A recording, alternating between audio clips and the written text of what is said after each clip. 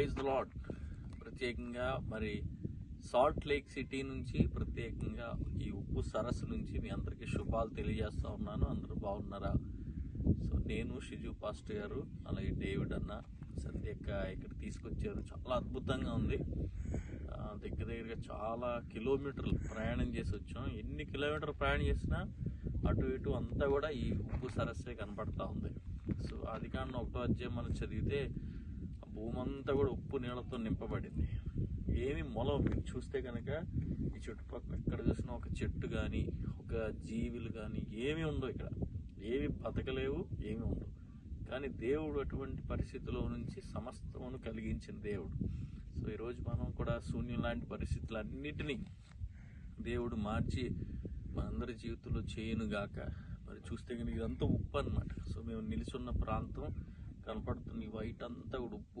So సేవకులకి దేవుడిచ్చే భాగ్యం అనమాట. సో ఇటువంటి ప్రాంతానికి రావటానికి దేవుడు మాకు ఇచ్చిన భాగ్యాన్ని బట్టి దేవునికి మహిమ, ఘనత, ప్రభావాలు కలుగును గాక. దేవుడు ఇటువంటి అవకాశం మీకు కూడా ఇవ్వాలని హృదయపూర్వకంగా నేను కోరుకుంటా ఉన్నాను. సో మనందరం లోకమునకు ఉప్పై ఉన్నామని వాక్యం సెలవిస్తూ ఉందన్నమాట. సో అనేక మందికి బ్లెస్సింగ్గా ఉందాం. దేవుడు మీ అందరినీ దీవించును గాక.